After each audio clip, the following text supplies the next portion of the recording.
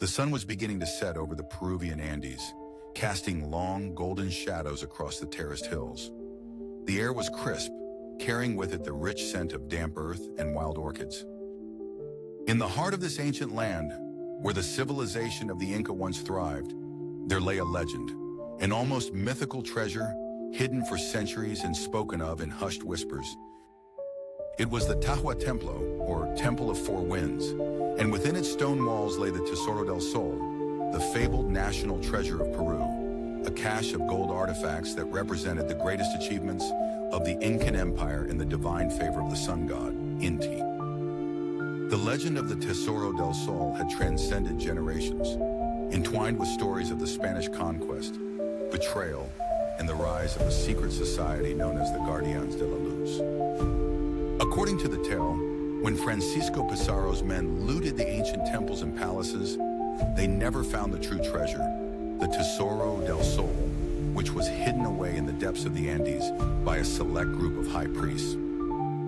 They believed that one day when the land was ready, the treasure would return to the people of Peru, bringing prosperity and honor to their nation. For centuries, the Tahua Templo was a mystery to archaeologists and treasure hunters alike, a phantom believed to be lost in the deep reaches of the Peruvian mountains.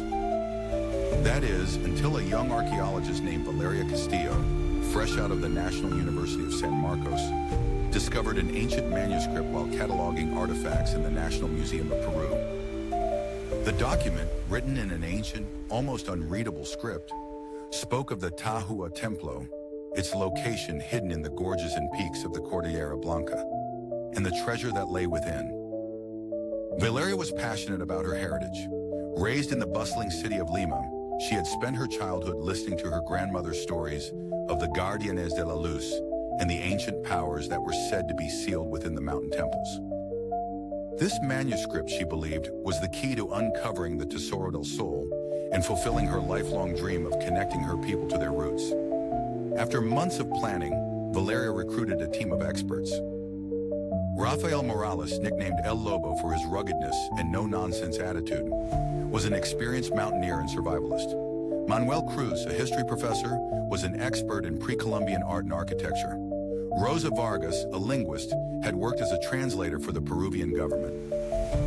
The team set out on their expedition in late December, when the Andean winter was giving way to the dry season. They trekked for days, crossing rivers that roared like wild beasts, navigating cliffs that rose up like jagged teeth, and sleeping under the moonlit sky in makeshift camps.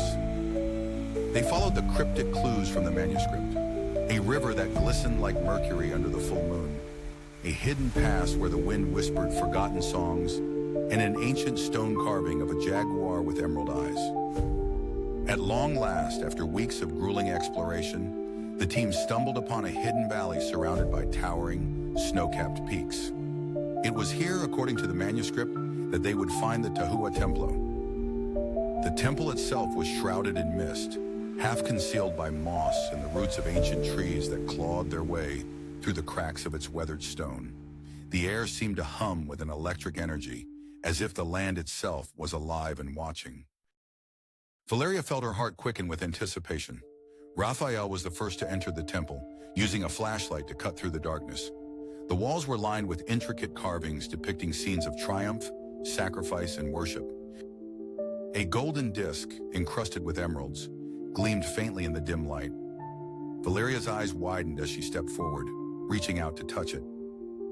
A sudden loud rumble echoed through the temple, shaking loose a rain of dust and debris from the ceiling. "Everyone, stay back!" Raphael shouted, his voice tinged with both awe and fear. The ground beneath their feet cracked open, revealing a hidden chamber below. The team exchanged nervous glances, but Valeria was undeterred.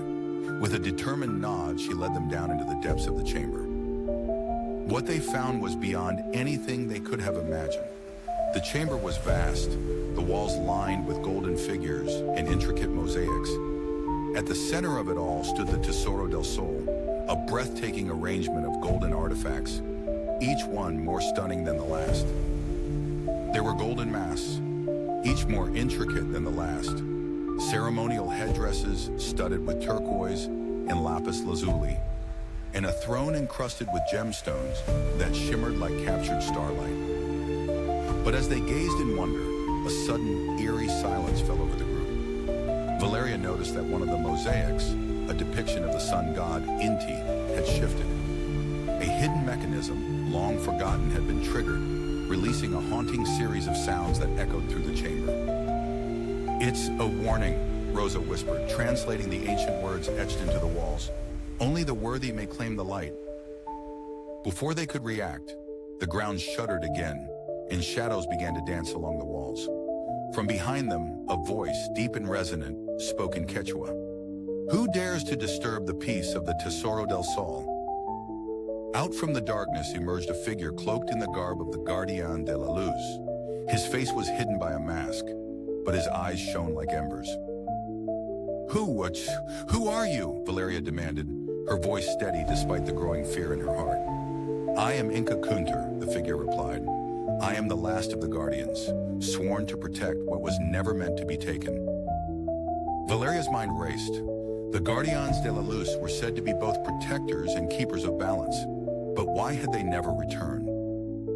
The answer became clear as the figure raised his arm and the golden artifacts began to glow with an otherworldly light. "You have come for the treasure," Inca Kunter said, "but you must understand it is not just gold. It is a symbol of power, and it must be protected at all costs." Before Valeria could respond, the chamber began to shake more violently, and the golden figures at the center of the room began to move. The team knew they had to escape. With a glance at the treasure, Valeria made a decision. This was not a story of wealth or conquest, it was a story of preservation. She motioned for the team to retreat. As they scrambled out, Raphael caught a glimpse of Inca Kunter's eyes, bright and fierce, but filled with a sadness that spoke of centuries of solitude and duty. If you like it, please like and subscribe to the channel to receive all that is new.